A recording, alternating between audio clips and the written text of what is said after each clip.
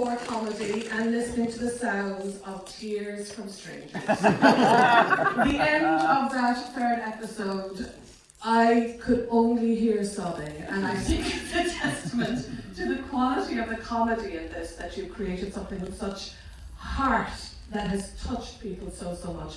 So another round of applause for that. That was absolutely wonderful. Really wonderful.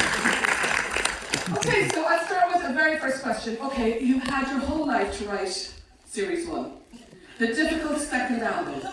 What did you want to do with it? What did you set up these characters, in a way you could have left the story. What was it that you still have left to say? First of all, an incredible tool called ChatGPT. And what I did is I put the baselines of my emotional trauma in there, and I said, make it a bit Callahan, a bit Bernard Manning, and it is, there's no. I feel like, what's the question? What do I want to do with it? What did you want to do with the second album? For the second album, I wanted it to feel much more expansive. I think I sort of felt like Series 1 got quite billed, and rightfully so. It's like a uni comedy and a gay comedy, and I thought, how do I make this about family and straight people?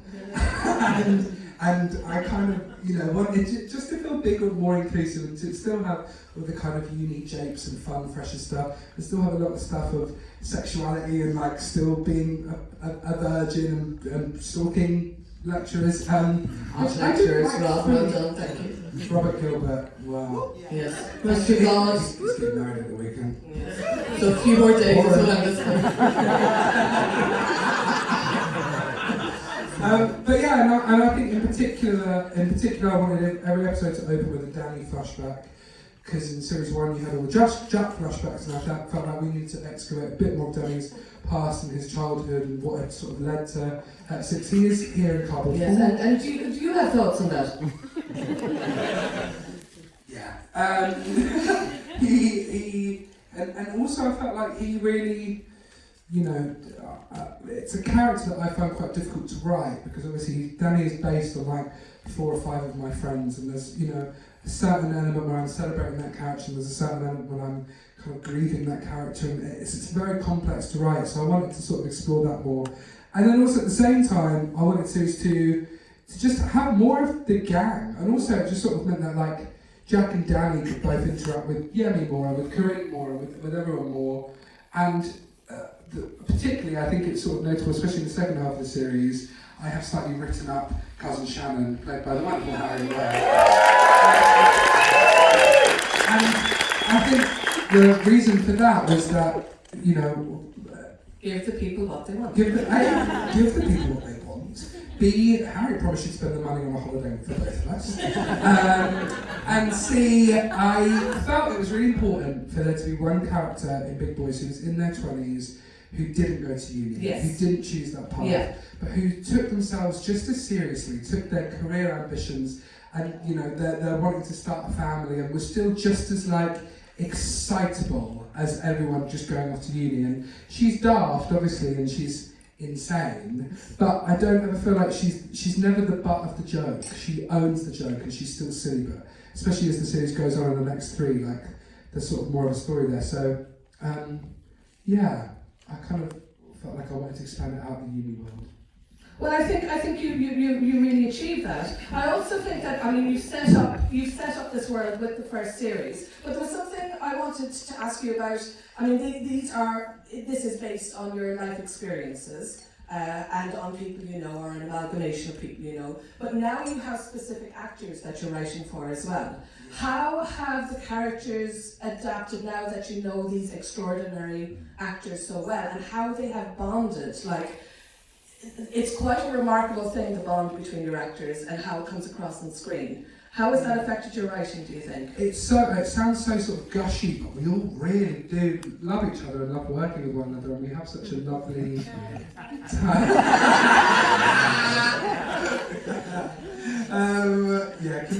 Camille called me every swear word under the sun. And I think. And it was just nice because I could sort of write for what I knew everyone would smash. Yeah. And I get excited. I want to impress them, right? I'm like, I want them to pick up the scripts and go, oh, I've got that to do, or I've got this to do. So that's quite exciting. I mean, I should also just let them answer Yeah. how they feel. Well, I mean, okay, Has, with your, what I like about the series is that your character and Peg's, and there's as you said, the world is expanding. Your character gets an awful lot. What do you think has changed for Sharon in this series? Shannon, yeah. So,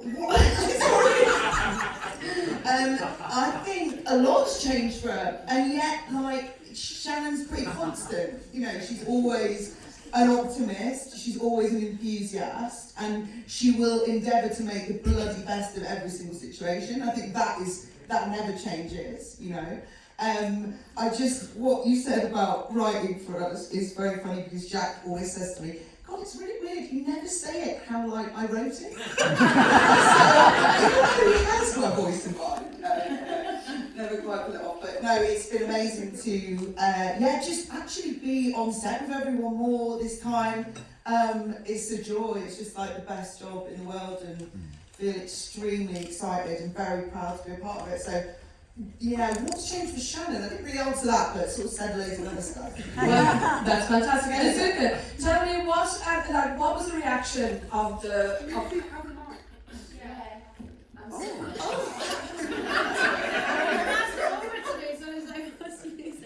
Yes, Siobhan, darling. And what was the reaction? Like, I mean, the first series was a smash hit. Don't know if you noticed.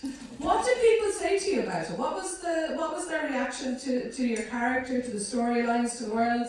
I think the one thing that I had a lot of was a lot of women feeling happy to have had a character out there that was quite focused on work and determined, and perhaps it's sometimes not rude, but just getting to the point, and what some people might deem as a geek or a nerd. But then also there was a sexy element to her, and there was an element of like just, I don't know, her just kind of being free and being herself. And that was the one thing that I kind of got. I mean, mostly people just absolutely loved the show. I can't really think of anything specific about Corinne. It's more just people would gush about the show in general and congratulate me on being a part of it. And I took that.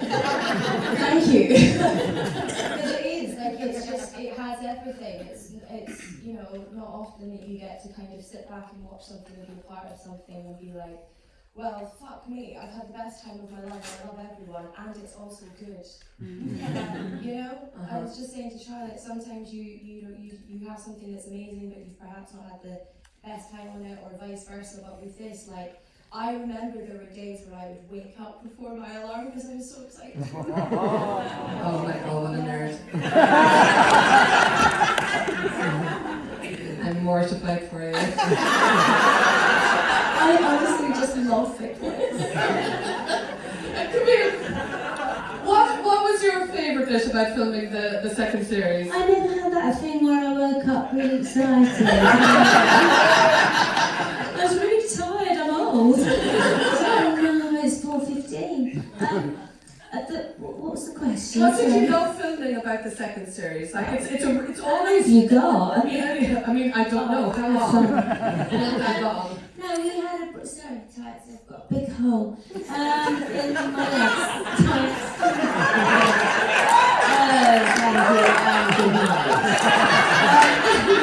Sorry. No, we just had a ball. We had a brilliant time, didn't we? It was, and we were laughing and crying through it, and lots of homage to Jack's family and friends, constantly reminding all of each other that there's a reason for this show, a massive reason for this show, which may have been very painful for a lot of people in Jack's family, including Jack, and yet he's decided unselfishly to share it with everyone and make it a very big success. So it's a fantastic homage to all those people who live on forever. Yeah. Yeah. That's a really good point, and something I badly articulated earlier when I was talking about things being based on stories and people in your real life. And how does that affect your writing? Do you feel like I can see, hi Mom, I finally get to meet you. Hello, Mum.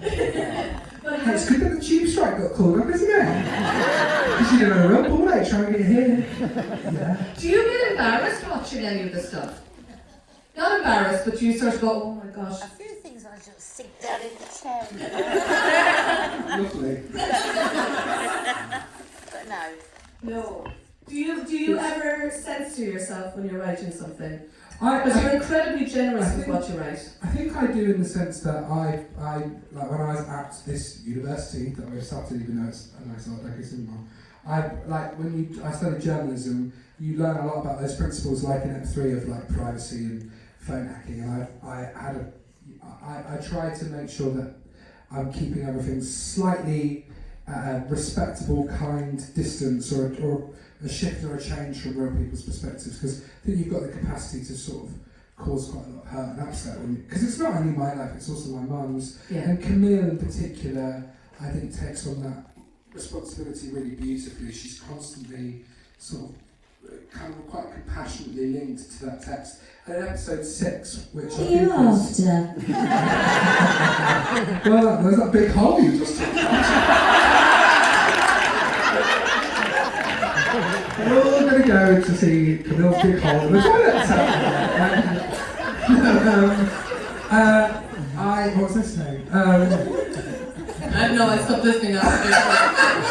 I think I take it's quite a big responsibility, and I think I feel very, very safe that everyone generally has a real connection with the story and respects it a lot, and that is lovely. I actually feel very looked after by all of them. Yeah, I mean, obviously your character is a character I haven't seen that much on television before. There must be a sense of responsibility, but also like the boredom of that weight of responsibility as well. Coming to a second series, did you feel like you could sort of the weight of responsibility? Did you feel more pressure or less pressure? Ooh, I don't know. I suppose actually with Yummy, I don't really consider that so much. I have quite a personal connection with the experience of making Big Boys. It's kind of different to what it is when other people meet it.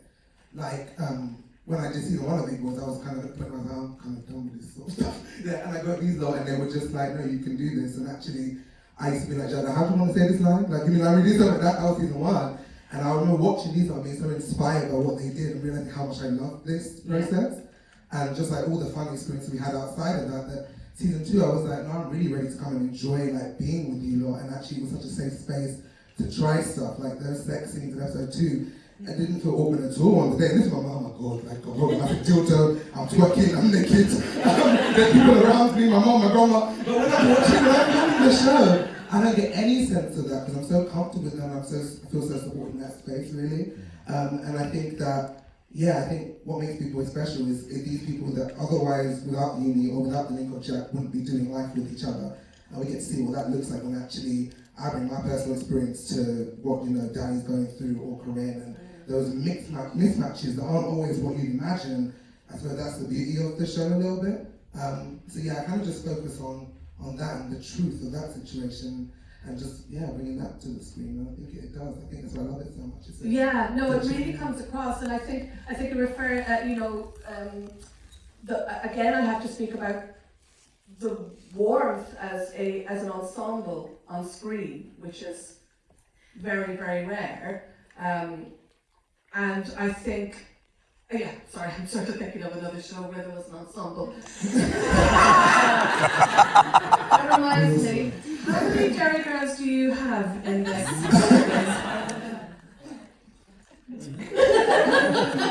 Okay. Dylan, how does it feel to be part of another ensemble where there's such a focus on that bond, on that, like, you know how rare it is? Are you the linchpin? Are you the common denominator? Yes, Sister Michael. No, I mean, these guys are just legends and they're so sweet, and it's real pleasure, and I feel so proud to be part of something like this. And yeah, I wake up excited. Well, that sounds weird. But it's like, I genuinely like, I look forward to working with this lot, and yeah, I've got John is in here as well. Yeah. And yeah, no, they're just a lovely bunch, and Yeah. some of the Derry girls. Yeah. Yeah, but there are a few more surprises, a few more cameos this season. Well, as we saw, we did manage to. Louisa Harland will be popping up, which I'm really chuffed about. I would consider, and I say this, I think, with Lisa McGee's blessing, that Big Boys and Derry Girls are like we're siblings. They're sibling shows, I think. I think Big Boys wouldn't exist without Derry Girls making a space for something that could be a really traumatic backdrop for a comedy, but done with such a high gag rate, with such brilliant, lovely comedic performances from people like Kathy Kerr-Clark and no, I'm joking, and you. But I felt like when I watched Derry Girls, Louisa. This isn't about Derry Girls. No, but Louisa in particular is someone I was like, Yeah. she's as that character as Orla. I think that's one of the best cult comic characters, and so to have her in this, in a very different character, was really exciting. And talking of cult comedy character, we have to talk about Katie Wicks. Okay. I was talking to you backstage there, and just sort of the reality of these situations. It is incredibly difficult as an actor to watch yourself on screen. It never gets easier. You have to sort of. You were saying that you stare at the ground. Were you able to watch any of this today? No. Do you have any memory of what happened in season 2? It's not for me. How was your experience doing season 2? Well, it was great. I was quite sort of in and out, wasn't I? But I mean, it's lovely to be back when you know that something's good and you have that feeling of security going into it. And I think you relax a bit as well because you figured out what's funny about it and what's funny about your character, and you just feel like you just have to do the same thing again. So it was very relaxed, is how it felt. Well, that's great. Well, listen, I won't keep you too much longer. Are there any questions from the audience? Hands up. We have a question up there. Thank you. Quickly. Hiya. Well, first of all, congratulations on the new series. The episodes were amazing. I just wondered, so you obviously, as actors, do have an incredible bond. And I was just wondering, was there a moment, either in the first or second series, where it was kind of completely off book, or just anything that you can tell us about where it maybe wasn't scripted? Well, I think, John's amazing at improv. I think his improv is brilliant, and I think we'll put our own little bits in, but it's all the genius of Jack. I think he makes our job so easy. I think because it's such great writing. But yeah, I don't know about the rest of you. I feel that in the culture of the collaboration of Big Boys is amazing. From the point that Jack writes the script and we really rehearse. We actually come in like a theatre and we workshop bits, and Jack will rewrite certain things, and then Jim's whole ethos to work is to be free. They always do a loosey-goosey, we'll do a full thing, we just do anything. And I think it's lovely to watch the edit to see what bits are kept from what was there originally, to little things you did that you didn't remember you did, and how it all comes together. So I think there's a general culture of freedom and play, and this scripted, unscripted thing. There's definitely scripted in Big Boys, I think, consistently throughout the show.